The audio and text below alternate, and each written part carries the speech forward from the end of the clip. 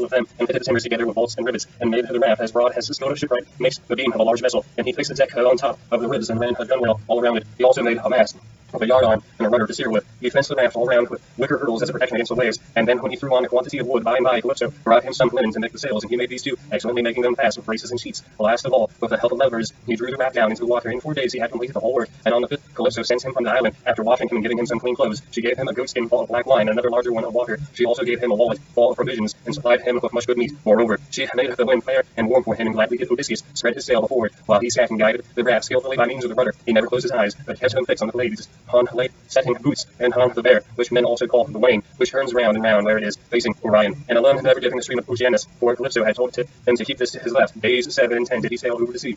And on the 18th, the dim outlines of the mountains on the nearest part of the Phaeacian coast appeared rising like a shield on the horizon. But King Poseidon, who was returning from the Ethiopians, caught sight of Odysseus a long way off from the mountains of Salcone. He could see him sailing upon the sea, and it made him very angry. So he wagged his head and muttered to himself, saying, "Good heavens, so the gods have been changing their minds about Odysseus while I was away in Ethiopia, and now he is close to the land of the Phrygians, where it is decreed that he shall escape from the calamities that have befallen him. Still he shall have plenty of hardship yet before he has done with it." Thereon he gathered his clouds together, grasped his trident, stirred around the sea, and roused the rage of every wind that blows to earth, sea, and sky, were hidden in cloud. Night sprang forth out of the heavens, winds from the east, south, north, and west fell upon him all at the same time, and a tremendous sea got up, so that Odysseus' heart began to fail him. "Alas," he said to himself in his dismay, "whatever will become of me? I'm afraid Calypso was right when she said I should have the trouble I see before I got back home. It is all coming true.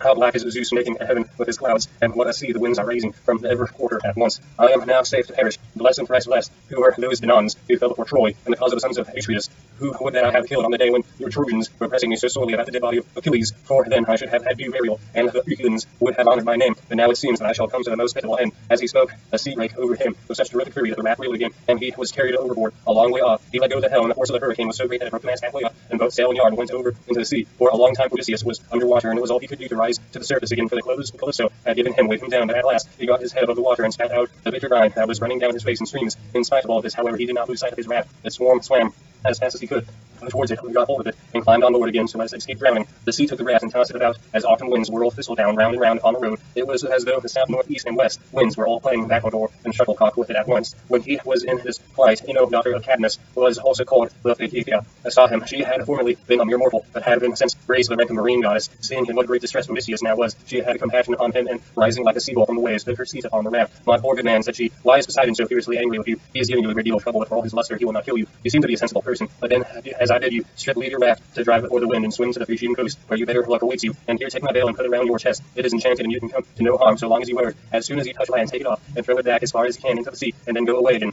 With these words she took up her veil and gave it to him. Then she dived down again like a seagull and vanished beneath the dark blue waters. But Odysseus did not think much to think. "Alas," he said to himself in his dismay, "this is only some one or other of the gods who is luring me to ruin by advising me to quit my raft. At any rate, I will not do so at present, for the land where she said I should go, be quit of all troubles, seems to be still a good way off. I know what I will do. I am sure it will be the best. No matter what happens, I will stick to the raft as long as her timbers hold together. But when the sea breaks her up, I will swim for it. I do not see how I can do any better than this." While he was thus in two minds, Poseidon sent a terrible great wave that seemed to rear itself above his head till it broke right over the raft, which then went to pieces as though it were a heap of dry chaff, tossed about by a whirlwind. Odysseus got astride of one plank and rode upon it as if he were on horseback. He then took off the clothes Calypso had given him, bound Ino's veil under his arms, and plunged into the sea, meaning to swim on shore. King Poseidon watched him as he did so, and wagged his head, muttering to himself and saying, "There now, swim up and down as best you can till you fall in with well-to-do people. I do not think you will be able to say what I have led you off too lightly." On this he lashed his horses and drove to Phrygia and his palaces. But Athena resolved to help Odysseus, so she bound the ways of all the winds except one, and made them lie quite still. But she rose a good stiff breeze from the north that should delay the waters that Odysseus reached the land of the Phaeacians, where he would be safe. Thereon he floated about for 2 nights and 2 days in the waters, where a heavy swell of the wind kept staring him in the face. So when the third day broke, the wind fell, and there was a dead calm without so much as breath of air stirring.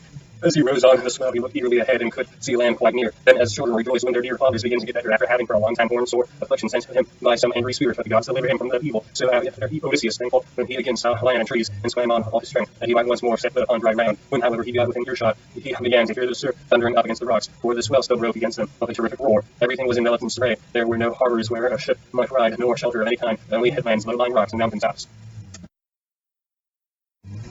Odysseus' heart now began to fail him, and he said despairingly to himself, "Alas, Zeus has let me see land after swimming so far that I had given up all hope that I can find no landing place, for the coast is rocky and surf-beaten, the rocks are smooth and rise sheer from the sea, with deep water close under them, so that I cannot climb for want of foothold. I am afraid some great wave will lift me off my legs and dash me against the rocks as I leave the water, which would give me a sorry landing. If on the other hand I swim further in the search of some shelving beach or harbor, a hurricane may carry me out to sea again, sorely against my will, or heaven may send some great monster of the deep to attack me, for Amphitrite breeds many such, and I know that Poseidon is very angry with me." While he was thus in 2 minds who would have caught him and took him with such force against the rocks that he would have been smashed torn to pieces if Athena had not shown him what to do. He caught hold of the rock with both hands and clung to it, groaning with pain, till the wave retired, so he was saved at that time. But presently the wave came on again and carried him back with it far into the sea, tearing his hands, so the suckers of the polypus are torn when someone plays upon its bed, and the stones come up along with it. Even so did the rocks tear the skin from his strong hands, and then the wave drew him deep and down upon the water.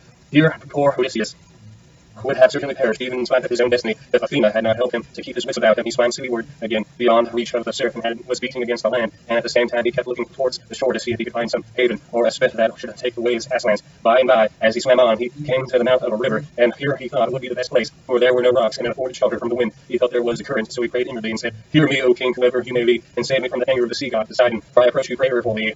Anyone who has lost his way has at times a claim even upon the gods. Wherefore in my distress I draw near to your stream, and cling to the knees of your riverhood. Have mercy upon me, O king, for I declare myself your suppliant." Then the god stayed his stream and stilled the waves, making all calm before him, and bringing him safely into the mouth of the river. Here at last Odysseus' knees and strong hands failed him, for the sea had completely broken him. His body was all swollen, and his mouth and nostrils ran down like a river of sea water, so that he could neither breathe nor speak. He lay swooning from sheer exhaustion. Presently he had got his breath, and came to himself again. He took off the scarf that Ino had given him, and threw it back into the salt stream of the river, whereon Ino received it into her hands from the wave that bore it towards her. Then he left the river, laid himself down among the rushes, and kissed the mountainous earth. Alas, he cried to himself in his dismay, whatever will become of me, and how is it all to end? If I stay here on the riverbed through the long watches of the night, I am so exhausted that the bitter cold and damp may make an end of me, for towards the sunrise there will be a keen wind blowing from off the river. If on the other hand I climb the hillside, find shelter in the woods, and sleep in some thicket, I may save the cold and have a good night's rest, but some savage beast may take advantage of me and devour me. In the end, he deemed it best to take the woods, and he found one on some high ground not far from the water. There he crept beneath 2 shots of olive that grew from a single stalk, that one had ungrafted sucker, while the other had been grafted. No wind, however squally, could break through the cover they afforded, nor could the sun's rays pierce them, nor the rain get through them. So closely did they grow into one another. Odysseus crept under these, and began to make himself a bed to lie on, for there was a great litter of dead leaves lying about, enough to make a covering for 2 or 3 men, even in hard winter weather. He was glad enough to see this, so he laid himself down and heaped the leaves all around him. Then, as one who lives alone in the country, far from any neighbor, hides a brand as fire seed matches to save himself from having to get light elsewhere, even so did Odysseus cover himself up with leaves, and Athena shed a sweet sleep upon his eyes, closed his eyelids, and made him lose all memories of his sorrows.